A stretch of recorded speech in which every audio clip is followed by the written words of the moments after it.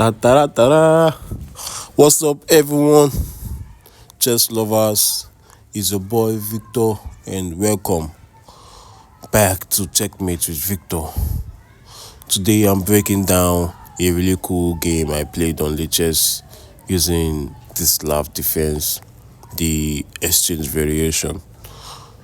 One of the most solid and flexible defenses against 1d4. I was playing black pieces against a 1639 rated opponent, and let's just say things got really spicy after the move 20. So grab your board, your notepad, maybe a cup of coffee. Let's jump straight into the action. So it all starts with 1d4. And instead of going for the usual queen's gambit declined, I play c6, entering the Slav defense.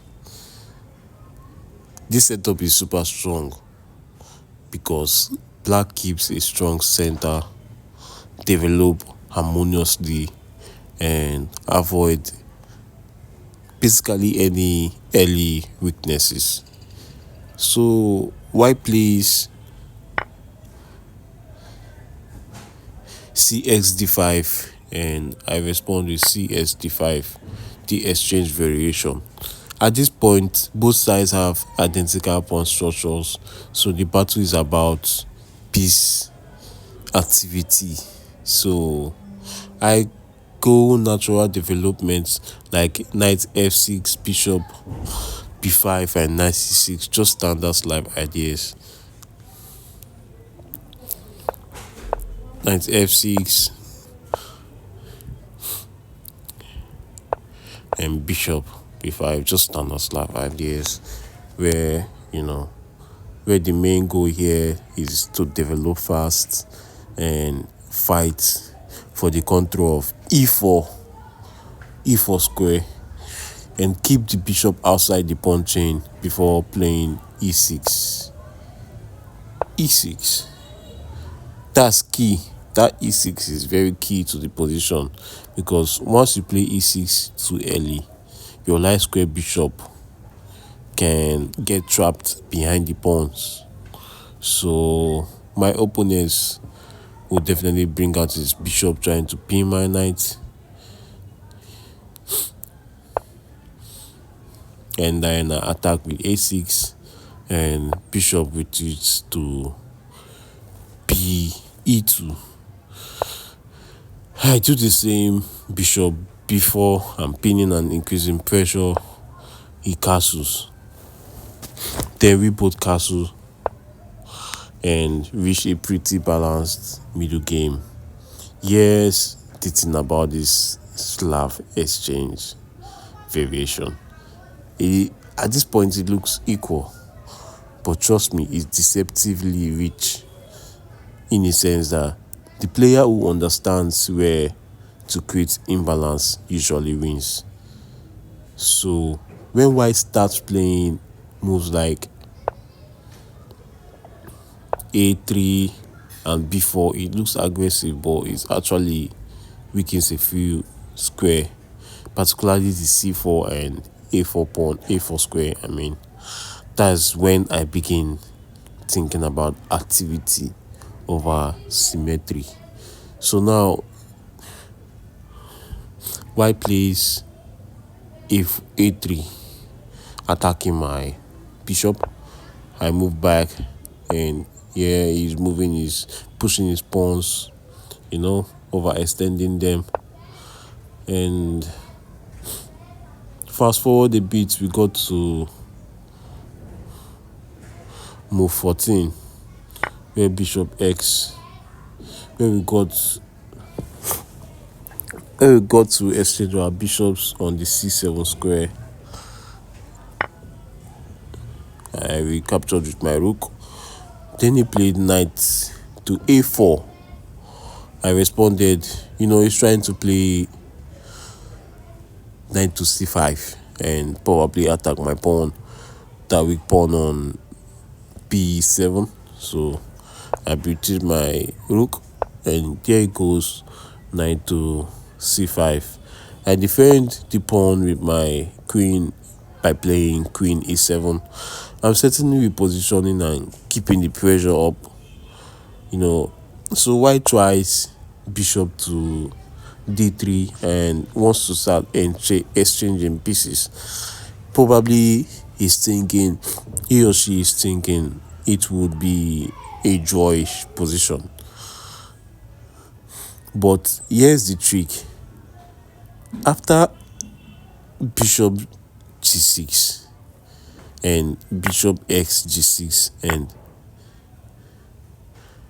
and then he plays queen a4, why starts getting a little too adventurous. I really don't know what he's doing there with his queen on a4, but now comes the critical moment in move 19, where I play e5, e4 I mean. Oh yeah, e5. Where I play e5. This is the thematic slab break, whereby I'm basically freeing my position, breaking open the center, and challenging white's control. So after e5, the game explodes and white takes on e5, and I recapture. And suddenly my pieces come alive. You get me? Because when he plays knight x b5, he thinks he's winning a pawn. He thinks he's winning a pawn on, on b7. Because after I x, with my queen, he walks straight into a tactical thunderstorm by taking on b7. He took on b7 and he walked straight into a thunderstorm. So because after knight g4, I'm threatening mate, and if you look, everything is open right now. Like everything is totally opening. So he tries to defend with g3, but after knight x, after taking on e3, this is a single exclamation mark for this move. The party starts.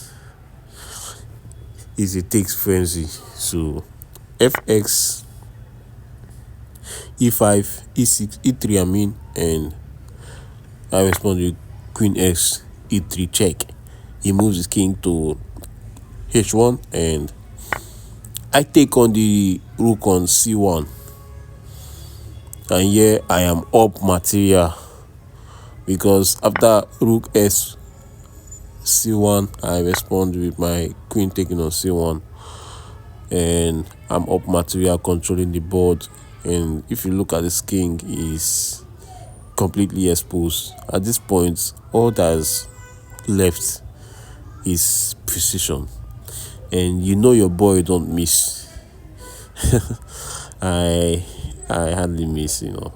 So from here, it's just clean technique. My queen and my rook dominate. So I play, after he moves his king, I play queen to d2 check. He moves to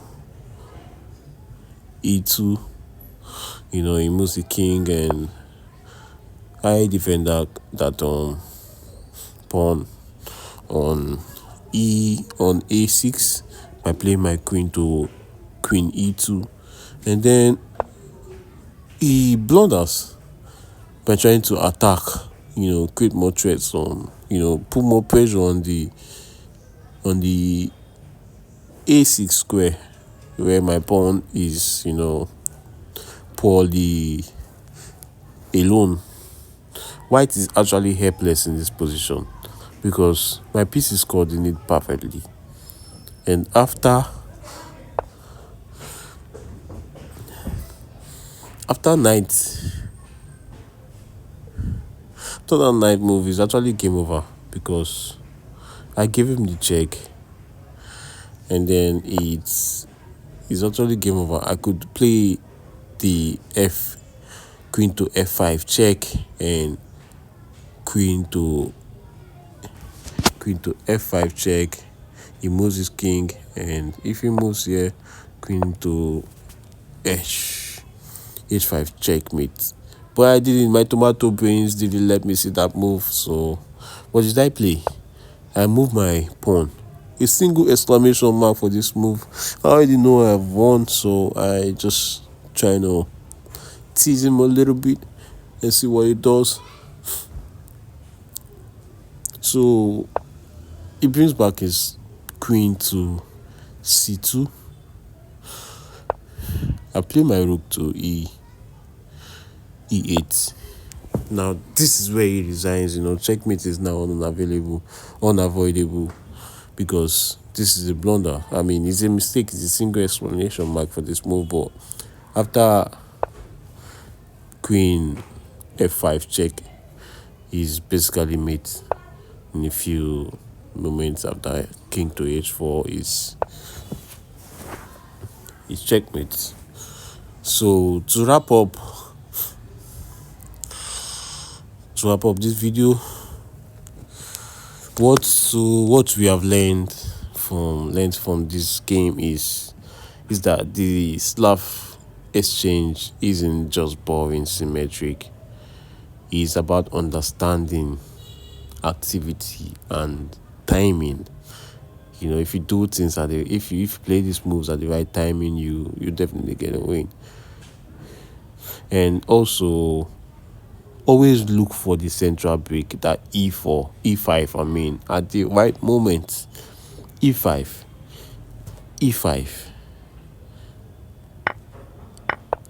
e5 move.